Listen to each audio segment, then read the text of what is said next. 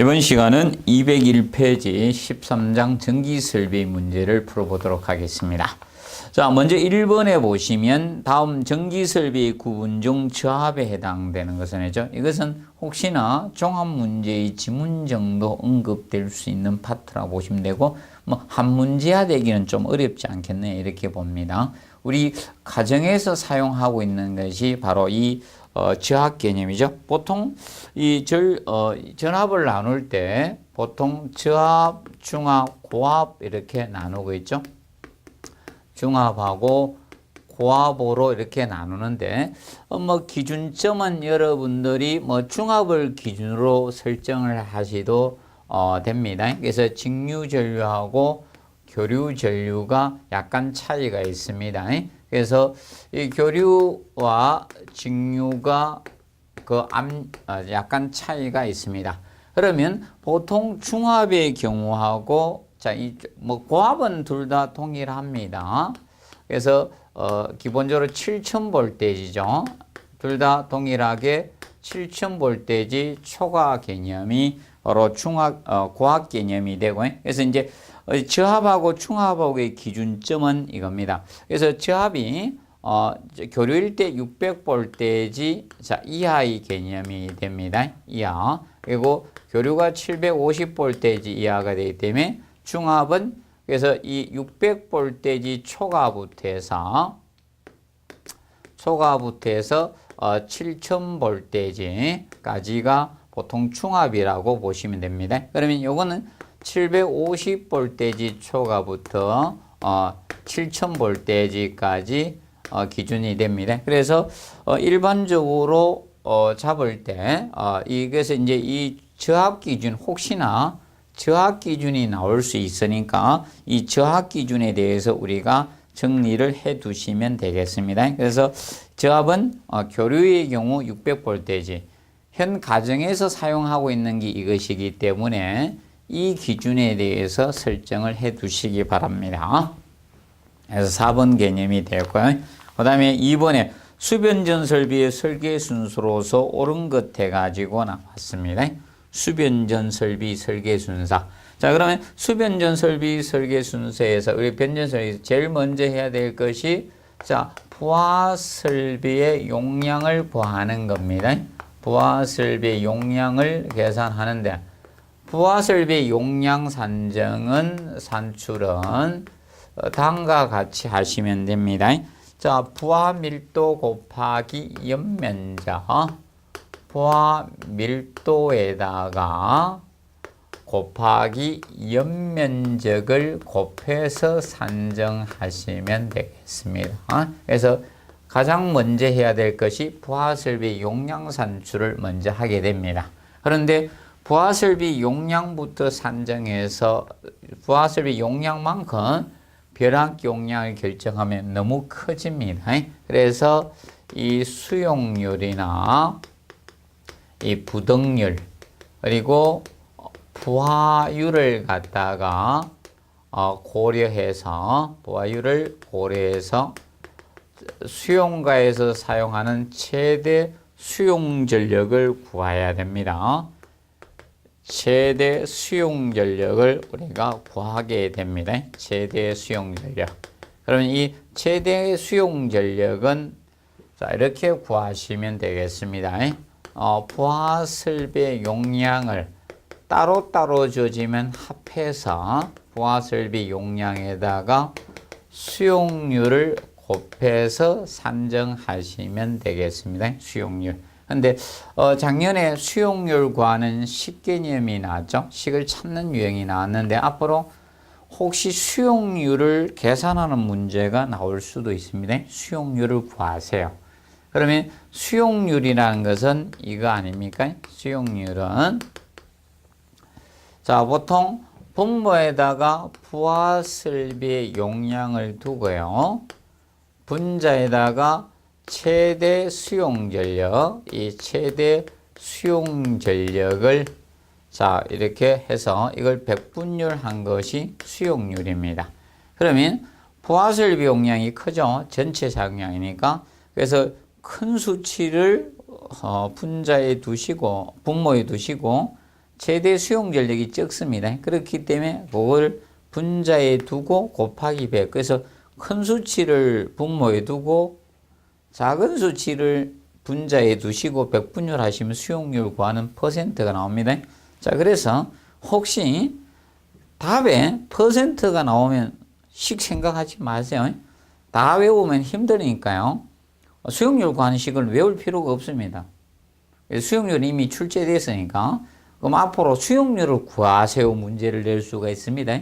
그러면 퍼센트가 답일 때는 무조건 수치가 주어지면 작은 수치가 분자에 가시고 분모에다가 큰 수치를 넣어가지고 나눠주시면 됩니다. 그래서 이제 백분율 하면 그것이 수용률, 수용가에서 사용하는 율입니다. 자, 왜 그런가 하면 아파트에 현실적으로 모든 전등 다 켜고 그 다음에 모든 에어컨 다 돌리고 그 다음에 막 각 코드마다 다 꽂아서 자, 드라이기 돌리고 그 다음에 여러분들 믹서기 돌리고 전기 단위기 돌리고 이런 것은 아니다. 그 사용률을 구하는 건데 수용률 우리가 얼마 사용하나. 그러면 피크로 걸린 최대의 수용 전력이 있겠죠. 그걸 가지고 부하설 용량이 크니까 이걸로 나누어서 백분율 하시면 그것이 수용가에 사용하는 율의 개념이 됩니다. 기억하시고 그래서 혹시나 순서를 낼 때 이걸 내고 그 다음에 얘가 올 수도 있다는 거 이걸 최대 수용 전력을 두 번째로 놓을 수 있다는 점을 기억을 하십시오.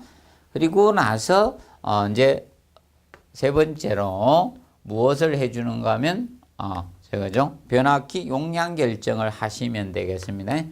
자, 이 변압기 용량 결정에 들어가게 됩니다. 그래서 변압기가 수변전 설비 용량입니다. 수변전 설비 용량. 자, 그런데 우리가 과거 아파트하고 지금 아파트가 변압기 용량 구할 때 틀리는 점이 이겁니다. 그래서 이 부하 밀도를 과거에는 전등하고 동력만 켰기 때문에 부하 밀도를 작게 잡았었습니다. 근데 최근에는 냉방까지 하죠. 정관 냉방이거든요. 그래서 전기도 조명도 켜지만 동력도 돌리지만 냉방기 에어컨까지 돌리기 때문에 부하 밀도를 더 많이 둬야 되는데 옛날의 경우 이 부하 밀도를 적게 잡았습니다. 그렇다 보니까 이 강남에 우리가 노화된 아파트에서 에어컨은 다 있는 거고 그래서 변압기 정설을 안 했기 때문에 보통 변압기 터지는 일이 보통 생긴 것이 많이 썼기 때문에 그렇죠. 부하 밀도를 다르게 봤습니다. 옛날 아파트 설계하고 지금 아파트 설계는 부하 밀도가 다르거든요. 그래서 그 차이점으로 이 변압기 폭발 사건이 생겼던 겁니다. 그래서 우리가 터진 사건. 그래서 요 개념 하죠. 그래서 제일 먼저 부하 설비 용량을 구하고 그 다음에 이제 최대 수용 전력을 구해서 변압기 용량, 수변전 설비 용량 결정에 들어간다는 점을 기억을 해 놓으시기 바랍니다. 그래서 최소한 요 정도는 기억을 해 두시기 바랍니다.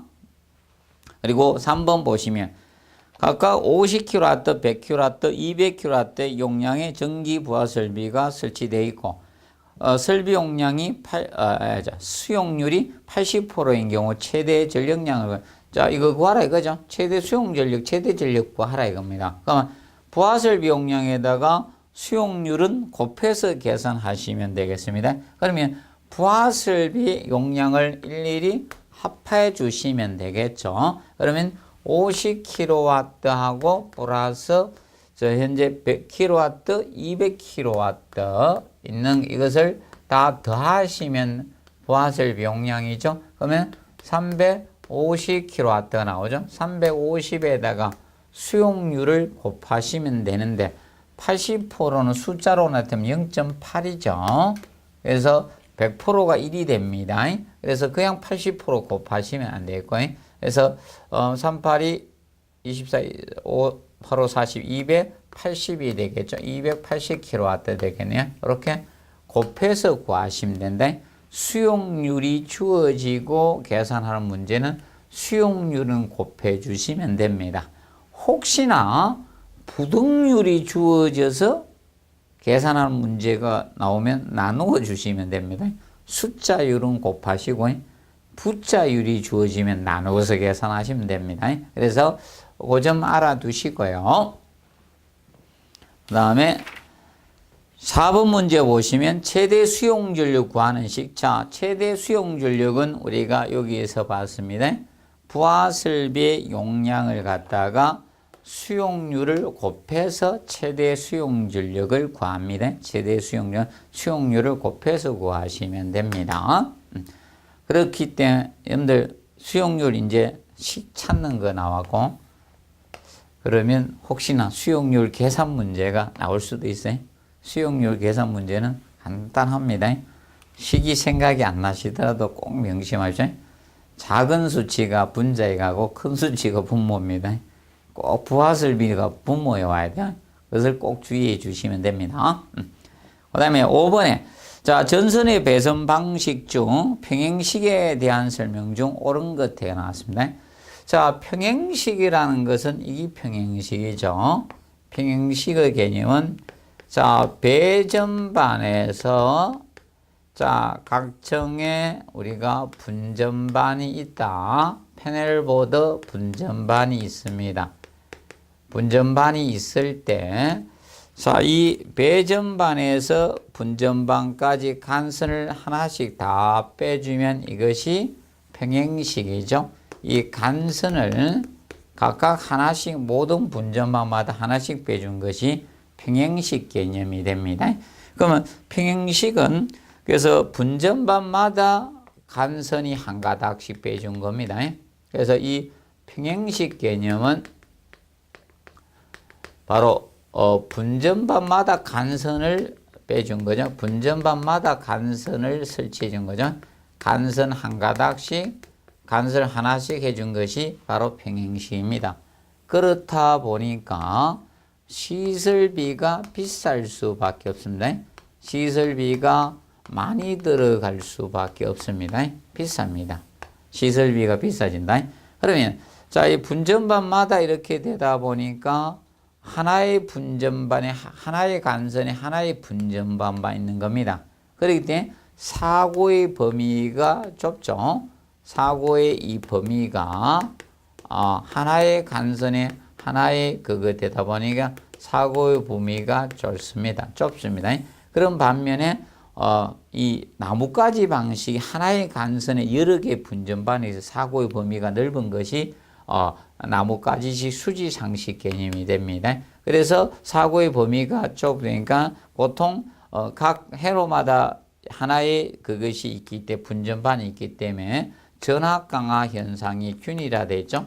전압 강화가 보통 균일합니다. 균일적인 측면이 되겠죠. 보시면 되고, 그래서 이것이 대규모 우리가 건축물에는 일반적으로 평행식을 써야 됩니다. 근데 문제가 건물이 대형 규모가 되면 전선이 각각 분전반마다 하나씩 나가다 보니까 전선이 하도 많이 배치해서 복잡할 우려가 있는 것이 평행식이라고 보시면 되겠습니다. 그러면 1번에 설비비가 가장 저렴하다. 이것은 나뭇가지 방식이죠. 1번은 나뭇가지 방식, 수지상식, 나뭇가지 방식의 특징입니다. 근데 2번 배선 자재의 소요가 가장 적다. 적은 것도 이것도 나뭇가지 방식의 설명이죠. 자, 그리고 세 번째 사고의 영향을 최소화할 수 있다. 그것은 바로 이 평행식 특징이 맞습니다. 그리고 전압은 안정되나 부하의 증가에 적응할 수 있다. 자, 적응할 수 없다라고 해놨죠. 이것은 여러분들이 전압은 안정되는 측면은 맞는데 강화가 균일하기 때문에 그런데 부하 증가에 적응할 수 없다가 틀렸죠. 그래서 각각 전선만 하나씩 빼주면 되기 때문에 가능합니다. 그리고 소규모 건물에 적합한 것은 나뭇가지 방식의 특징이 되겠죠. 정리를 하시면 되겠습니다. 그 다음에 6번 보시면 자, 분계회로에서 각 출구 아웃렛의 분계회로 만드는데 옳지 않는 것은 될 수 있으면 같은 회로로 우리가 해주는 것이 기본입니다. 기본을 잡고 있는데 주의할 점은 이 점에 대해서 좀 주의해 주시면 되는데 특히 습기가 있는 회로는 별도로 하시는 게 좋습니다. 그리고 3번에 같은 스위치로 전멸되는 전은 같은 회로 해 주시고 근데 4번 습기가 있는 장소의 출구 아웃렛은 같은 회로 해도 관계없다 해서 되고 이거는 별도 회로 하는 것이 좋습니다. 대표적으로 습기가 있는 것은 에어컨 같은 부분에 에어컨은 이제 물이 생성이 되죠. 그렇다 보니까 별도로 보통 회로로 빼주고 있습니다. 그래서 기억하시고 그다음에 같은 방에 출근돼서 같은 회로로 해주시면 되겠습니다. 그리고 보통 분기 회로는 전선의 길이를 제한을 두고 있다 했죠. 그래서 전선의 길이가 길어지면 저항이 커지기 때문에 이 전선 도선에 열이 생겨서 화재 위험이 있기 때문에 전선 길이는 30m 이하로 우리가 두셔야 된다는 점 알아두시고 그리고 분기 회로는 보통 15A 이상으로 설계를 해야 됩니다. 최소 암페어가 분기회로는 15A 이상으로 우리가 설계하는 게 기본입니다. 그리고 전등과 콘센트는 별도 회로로 하는 것이 원칙입니다. 전등과 콘센트 이 전기 접속기 전등과 콘센트는 별도 회로로 설계하는 게 원칙입니다. 별도 회로로 하는 것이 이게 원칙입니다. 그러면 단독주택과 별도로 주어지지 않으면 기본이 별도 회로가 기본 원칙이라 보시면 되겠습니다. 기본을 잡아두시고 그래서 단독주택 소규모 주택 같은 경우는 전등하고 콘센트를 같은 회로로 설계할 수가 있습니다. 그 다음 7번 보시면 전기설비에 대한 설명으로 옳지 않는 것은 이건 뭐 기출문제인데 연습을 위해서 제가 거기 해놨습니다. 1번은 전동기 역류를 향상시켜서 진상 보통 콘덴서가 역률 개선 장치가 콘덴서가 됩니다. 콘덴서가 역률 개선 장치입니다. 역률 개선 장치가 이 콘덴서인데 콘덴서가 되는데 우리가 일반적으로 이 콘덴서는 소규모 주택에서는 일반 형광등이나 이런 전동기와 같은데 콘덴서를 각자 설치를 해줘야 됩니다. 그런데 대규모 건축물은 변전실에서 일괄 개선을 해줍니다. 그래서 고압용 콘덴서인 이 진상용 콘덴서가 아니고 일괄 개선을 해줍니다. 그래서 진상 콘덴서가 바로 고압용 콘덴서에 해당이 됩니다. 그래서 대규모 건물은 이 변전실에서 일괄 개선을 보통 해주고 있습니다. 그리고 이번에 분기회로의 별도의 분기 개폐에서 이제 사고의 피해 범위를 제한하죠. 최소화시켜줘야 됩니다. 그래서 각 회로마다 분기 개폐기 차단기를 설치해서 NFB 설치해서 자동 차단하고 있죠. 그리고 3번 콘센트는 바닥에서 0.3m 정도 높이에 보통 설치하면 되는데 주의할 것은 방수용 콘센트만 예외고요. 그래서 방수용 콘센트는 높이 설치됩니다.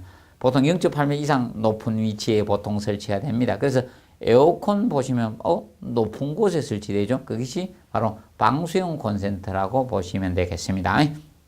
그리고 4번 전기 개척이 전압기는 전기 부하에 직렬로 접속한다. 자, 시설 개로엔 직렬이 안 나옵니다. 다 병렬입니다. 자, 그래서 앞으로 시험이 안 나온 것이 이게 자주 나왔거든. 다른 데서도 나왔는데 항상 주의하실 것이 이겁니다. 시설 개로는 직렬은 나오지 않습니다. 항상 병렬입니다. 그래서 출제가 안 된 것이 급수 방식에서 급수 쪽에서 우리가 부스터 방식, 가압 펌프 방식이죠. 펌프 직송 방식에서 정속 방식하고 우리가 변속 방식이 있었는데 이때 정속 방식을 펌프를 여러 대 배치할 때 그때 직렬 펌프 설치가 아닙니다. 그것도 병렬입니다. 그 분야가 아직 출제가 안 되었습니다. 그래서 항상 시설계로는 항상 기억하십시오. 병렬입니다. 직렬은 나오지 않습니다. 주의해 주시고 그 다음에 5번에 습기가 많은 장소의 콘센트는 우리 접지용으로 설치하고 일반 콘센트와 별도 회로로 구성을 하셔야 됩니다.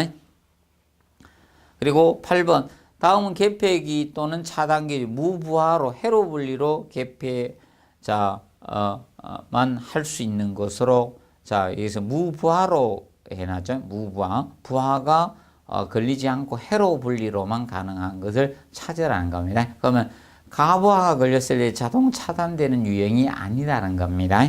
그래서 부하 개폐기는 부하니까 들어갔죠. 부하 묻자 안 되죠. 부하기 받고. 그런데 거기 보시면 3번이나 4번이나 자동 차단기 종류죠. 진공 차단기, 백큐ම් 서킷 브레이크 약자 진공 차단기고, 오일 서킷 브레이크 약자 유입 차단기 있죠. 이런 것은 차단기 종류가 맞죠. 그런데 이 2번의 달록에 대해서 이거는 무부하죠. 회로, 사람이 인위적으로 내려야 되죠. 회로 분리로서 고장시 뭐 수리나 이런 것을 위해서 우리가 회로 분리해서 우리가 곤칠 때 전기를 공급해서 곤치면 안 되잖아요. 그래서 인위적으로 내리는 게 달록이고, 그래서 얘는 무부하로만 개폐할 수 있죠. 부하 전류를 개폐할 수 없는 것이 2번이죠. 그래서 이 달록이는 이 부하 전류를 개폐하는 거죠. 개폐하는 개념이 됩니다. 간단히 알아두시고, 그 다음에 9번 문제 보시면 다음은 예비 전원 설비에 대한 설명을 옳지 않는 것. 자, 예비 전원 이 설비는 아직까지는 시험에 한 번도 출제가 되지 않았습니다. 뭐 화재나 이런 게 발생됐을 때 우리가 일반적으로 이 한전 전원이 다 차단이 기본적으로 됩니다.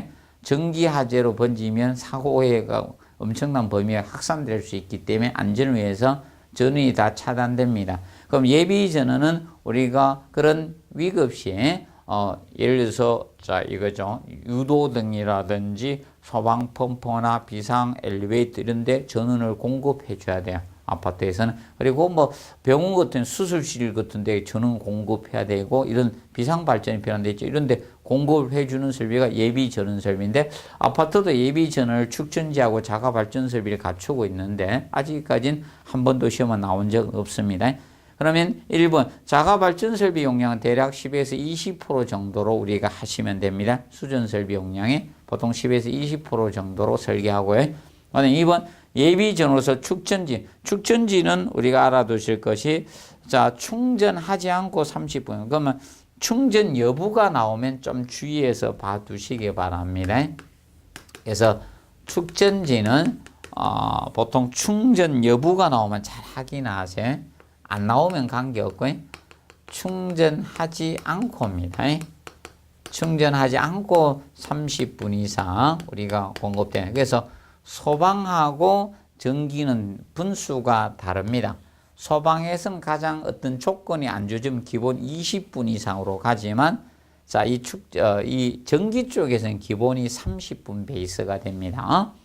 그리고 세 번째 보시면 자가 발전 설비는 10초 이내 가동해서 자 30분간 공급돼 주시면 됩니다. 자, 그런데 축전지하고 자가 발전 설비가 병용일 때는, 자, 축전지는 충전함 없이 20분이 되고, 자가 발전 설비는 10초가 초가 바뀝니다. 45초, 30분이 됩니다. 그래서 병용일 때는 주의하십시오. 그래서 자가 발전 설비는 초가 바뀌고요. 그 다음에 축전지는 분이 30분이 아닌 20분으로 바뀐다는 점 알아두십시오. 그리고 4번에 발전기 시 내화 방음 구조로 하면서 가난 부하의 중심에 가까이 있어야 됩니다. 멀리 배치해서는 안 되고. 그래서 4번이 틀리고요. 특히 자, 근데 이 발전기나 자가 발전기, 발전기의 기초는, 자, 발전기 기초는 건물의 기초하고 같이 있어서는 안 됩니다. 별도의 기초를 꼭 해야 된다는 점을 명심하십시오. 얘는 건물의 기초하고 함께 쓰면 안 됩니다. 이거는 발전기 기초는 별도의 단독 기초가 별도의 기초를 만들어 줘야 돼요. 왜 그런가 하면 이 발전기는요, 비상 발전기 소음이나 진동이 굉장히 큽니다. 옛날 탱크 2대 내지 3대 막 합천 정도의 소음이 발생합니다. 지하실에서.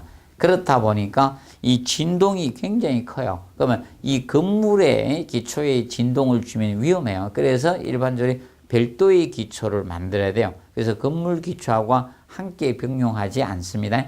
별도로 독립 기초를 두고 있다는 점 기억을 해 두도록 해 두십시오. 기본 정리해 놓으시고요. 그 다음에 10번에 보시면, 자, 전기 설비 배선 공사에 대한 설명으로 옳지 않는 것. 자, 먼저 1번에 가요 전선강 공사가 나옵니다. 플렉시블 컨듀이트 공사인, 자, 이 가요 전선강 공사. 자, 이 가요 전성강 공사는 자, 쉽게 주렁간이죠. 주렁간 내부에다가 저걸 한 겁니다. 예, 전선을 배선한 게 가요 전성간입니다. 그래서 이 굴곡하기가 용이하죠. 얘는 특징이 굴곡이 용이하죠. 그 굴곡배관 이런데 많이 쓸 수 있는 거죠. 그리고 이 가요 전성강 공사가 나중에 성강기 이제 배선하는 공사라든지 아니면 저런 부분에 천장 은폐 배선, 천장 은폐 공사라든지 있죠.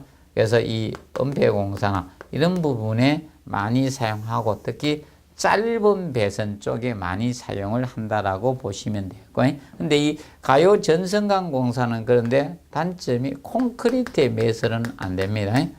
콘크리트 매설은 안 되고요. 그 다음에 주렁간에다 하기 때문에 접지는 해야 된다. 제3종 접지 공사가 이루어지고 있다는 것을 기억하시면 되겠습니다. 그 다음에 이번에 금속 몰드 공사는 보통 주로 철근 콘크리트 건물에서 가설치된 자 그래서 금속관에 자 나중에 배선을 갖다가 증설할 경우에 많이 있습니다. 배선입니다. 배선을 증설할 경우 사용되는 것이 자, 이 금속 몰드 공사나 그래서 금속 몰드란 것은 뚜껑 닫는 그 형태. 금속관 공사가 정설 공사가 사실 어렵거든요. 그래서 금속관으로 정설하지 않고 다른 걸로 하죠. 몰드란 건 똑딱이 형태. 그래서 PVC 몰드도 있고 목재 몰드 공사도 있고 그럼 전설 넣고 뚜껑을 이렇게 닫는 형태 있죠. 그러면 밑에 거는 보통 양면 테이프로 해서 벽이나 바닥 끝에 딱 부착하고 전선을 배선해서 뚜껑 닫는 게 다 몰드 공사인데 PVC 몰드도 있을 수 있고 금속 몰드, 목재 몰드 공사, 이 몰드 공사는 종류가 다양하죠. 그리고 3번이 합성 수지 몰드 공사가 PVC죠. PVC 몰드의 개념이 될 것이고, 그 다음에 5번 잘 정리해 놓으시고 5번 보시면 자 경질 비닐관 공사는 간 자체가 우수한 절연성을 가지고 있죠. 그래서 중량이 가볍고 시공 용이하고 근데 단점이 열에 약하고 기계적 강도와 같은 충격 강도에 약하다는 게 단점이죠. 그래서 특히 경질 비닐관 공사는 그런 단점을 가지고 있습니다. 기억을 해 놓으시고 그 다음에 11번에 보시면 자 전기 설비의 금속관 배선 공사에 관한 설명으로 옳지 않는 거. 자, 이 11번의 금속관 공사하고 관련돼서도 우리가 알아둘 건 이 금속관 자, 이 공사면 항상 제일 먼저 기억하실 것이 이 점을 항상 명심하세요.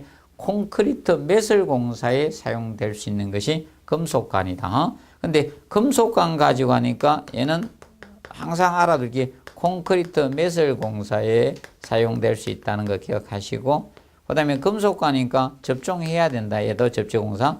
제3종 접지공사 이루어져야 됩니다. 이루어져야 되고 그런데 금속관 공사는 전선 교체는 용이합니다. 전선 교체는 용이합니다. 그런데 주의할 것이 정설 공사는 어렵다는 거. 정설 공사는 어렵다는 거. 그래서 이것을 혼돈하지 않도록 해 두시면 된다. 그래서 금속과의 정설 공사는 다른 공사를 이용합니다. 그럼 예를 들어서 아까 금속 몰드 공사할 수도 있고 아니면 가요 전성강 공사 이런 걸로 정설 공사를 보통 한다라고 보시면 됩니다. 그래서 이 자체로 정설 공사하기는 어렵다는 측면입니다. 그것을 기준을 잡아 두시면서 그래서 그 11번 문제에 보면 1번에 외부의 기계적 충격으로부터 전선이 손상이 적죠. 왜? 기계적 강도 그러니까 금속관 안에다가 전선을 배선했으니까. 그리고 전선 이상이 생겼을 때 교체는 용이합니다. 전선 교체는 용이하다. 그리고 3번 금속관 내의 전선에 접속점이 없도록 해야 돼요. 모든 관은 동일합니다. 어떤 관 안에 넣든 전선의 접속점을 관 내부에 두어서는 안 됩니다. 경질 비닐관 공사는 어떤 공사든 접속점은 두어서는 안 됩니다. 그리고 네 번째, 자, 석기가 많은 장소에 사용할 수 있죠. 그래서 석기가 있는 장소에 못 쓰는 게 대표적인 플로덕도 공사 같은 거, 아니면 목재 몰드 공사 같은 거, 이런 몰드 공사나 있죠. 몰드 공사 쪽이나 아까 이야기했던 플로우덕트 공사 이런 것들은 습기가 있는 장소에 부적합합니다. 그리고 5번에 보시면 정설공사가 쉬워 주로 대형 건축이에요. 그래서 이 문장은 틀렸죠. 그래서 정설공사가 어렵습니다. 자, 그리고 12번에 감시 제어반에 있어서 감시를 위한 표시법 옳지 않는 거. 자, 전원 표시는 자 백색 램프, 그 다음에 고장 표시는 버저나 벨, 그리고 여기 보시면 운전은 자 일반 적색 램프죠. 청색이 아니라. 그래서 이제 주의할 것은 이겁니다.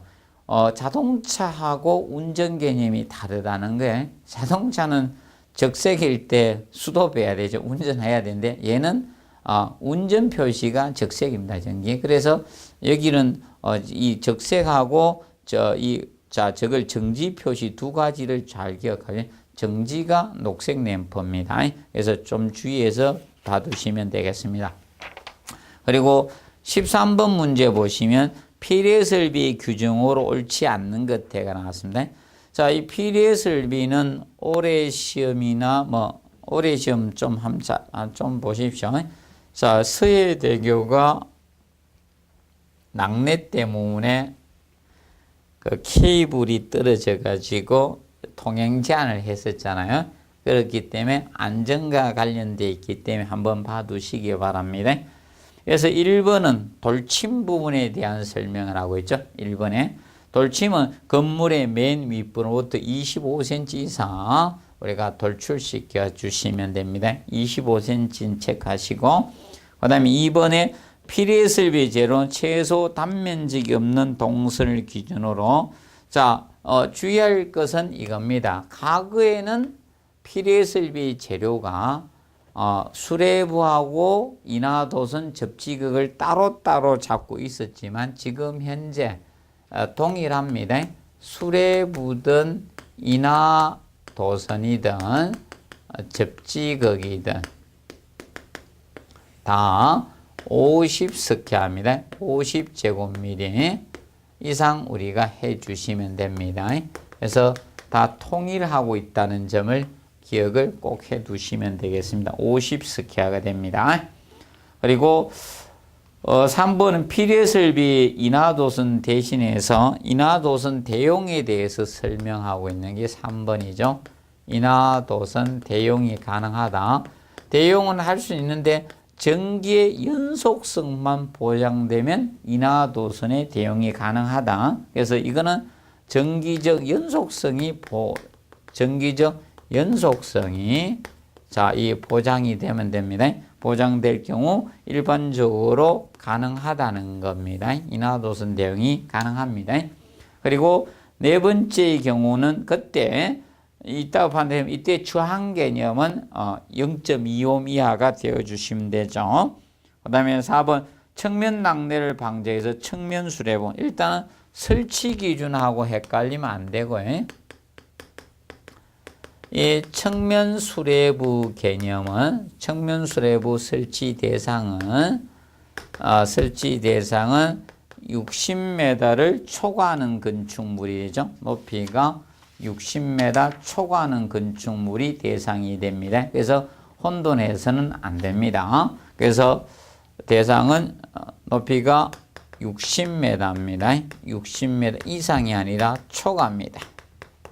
60m 초과.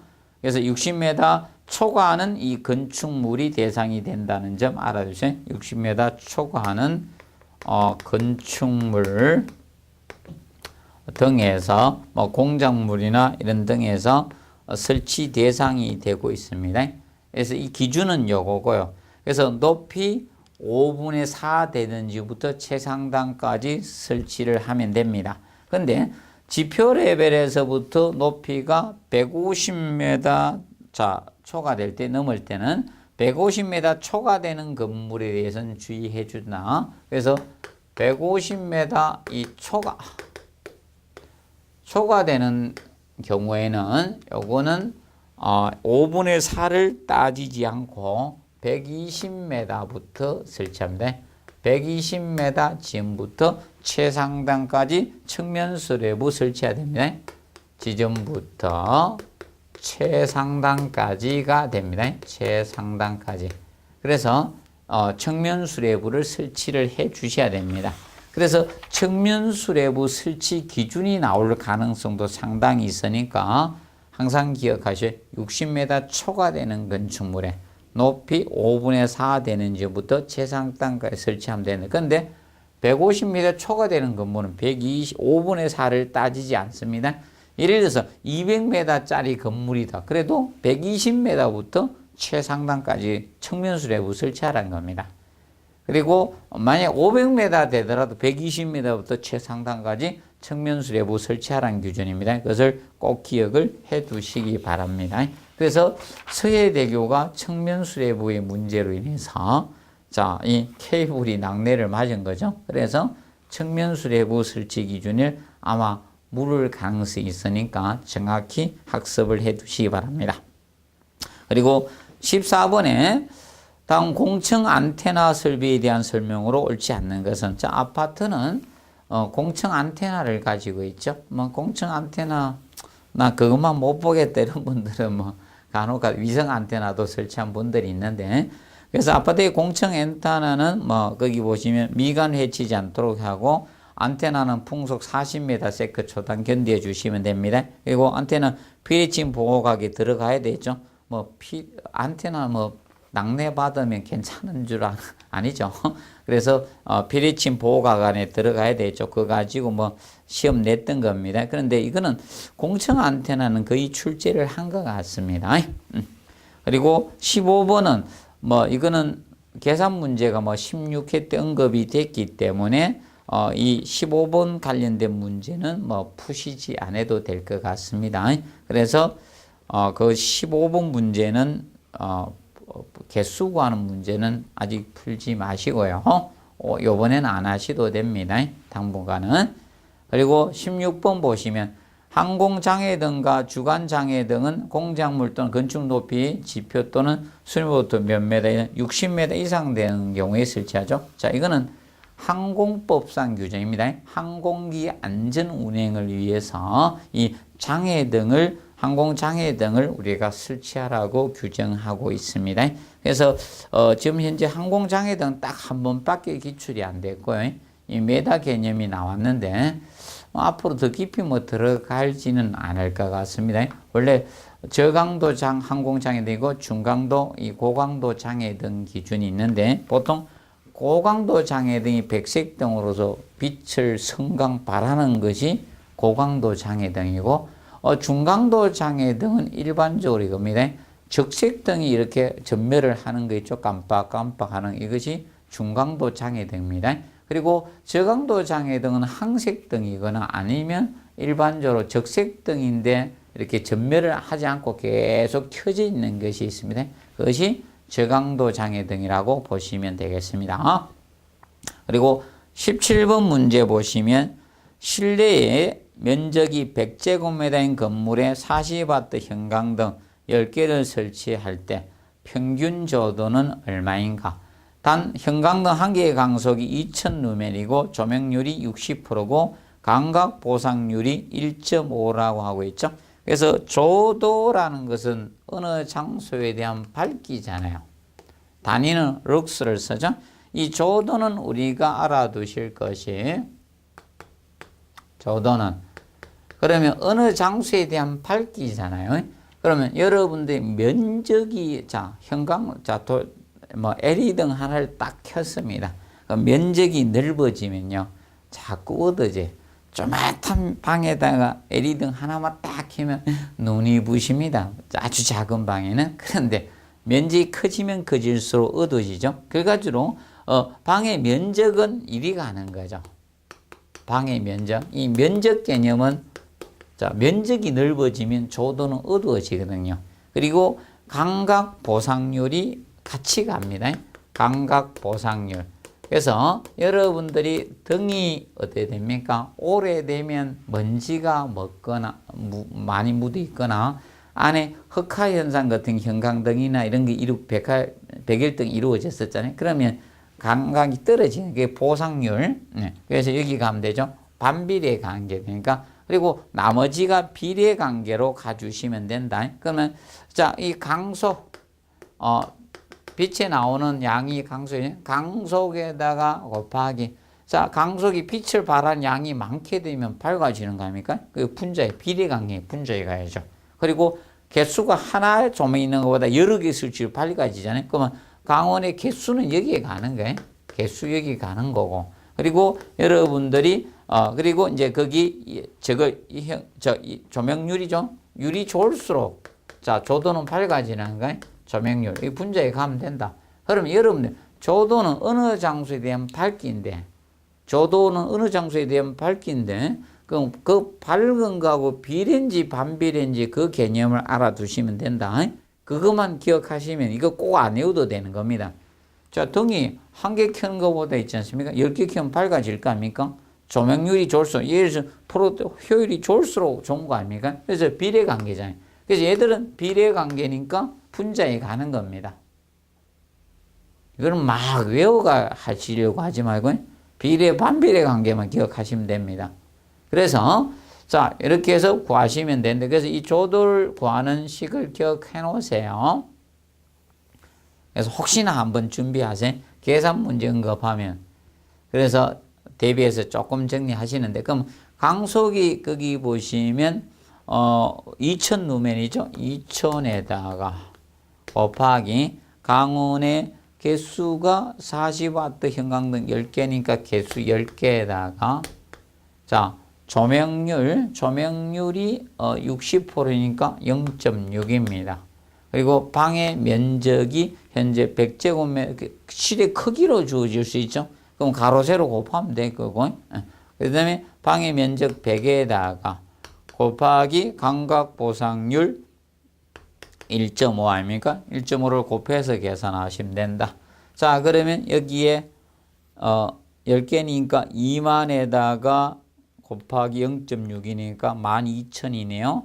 12,000을 갖다가 150으로 나눠주시면 되죠. 12,000을 150으로 나눠주시면 될 겁니다. 그러면 안 되면 뭐 공 2개씩 띄고 시작해도 되고요. 그래서 80이 나오겠죠. 86수가 나옵니다. 그래서 이 조도 구하는 것은 여러분들이 알아두실 것이 이겁니다. 이 식을 기억하셔야 되는데 식은 꼭 외워서 구하는 것보다는 이해를 하시면 쉽습니다. 강속이 클수록 조도는 밝아질 거 아닙니까? 개수가 많을수록 한 개일 때보다 2개, 3개일수록 밝아지는 거 아닙니까? 그리고 조명률 좋을수록. 그래서 이거는 비례관계다. 그리고 반비례관계에 놓여지는 것을 분모에서 곱해서 나누어 주시면 되겠습니다. 이렇게 조도 구하고요. 그 다음에 조도는 거리 역자성 법칙이 됩니다. 그래서 보통 이 조도는 이렇게 구하는 방법이 있고 다른 게 주어져야 되죠. 조도는 강도, 빛의 세기를 갖다가 거리의 자성으로 제곱으로 나눠서 구할 수 있다. 거리 역자성 법칙입니다. 자, 그래서 거리가 멀리 떨어지면 떨어질수록 어두워집니다. 그래서 예를 들어서 여러분들 책상 위의 조도는 밝지만 자, 책상 밑에 조도는 어두운 거죠. 거리가 멀어질수록 어려워집니다. 그래서 거리 역자성 법칙. 혹시 거리가 주시면 거리의 자성으로 나누어 주시면 되겠습니다. 빛의 세기를 갖다가 이렇게 구하는 방법도 있고요. 옛날에 제일 처음에 조도가 초창기에 나왔던 조도는 주차장 조도, 평균 조도 가지고 출제를 했었습니다. 주차장 조도. 그거는 이미 주차장법에서 따와가 출제를 했어요. 그래서 그런 거는 외우실 필요는 없고요. 그래서 이제 최근에 이제 조도는 이제 계산 문제 쪽 이런 쪽으로 갈 수밖에 없습니다. 그리고 혹시나 서술형 내더라도 이겁니다. 조도는 이거하고는 비례관계다. 강속, 개수, 조명의 개수나 조명률하고는 비례관계다. 반비례, 방의 면적이나 감각 보상률하고는 반비례합니다. 기억하시? 분모는 반비례, 분자는 비례관계다. 그래서 그걸 기억하시고 그 다음에 조도는 거리의 역자성이다.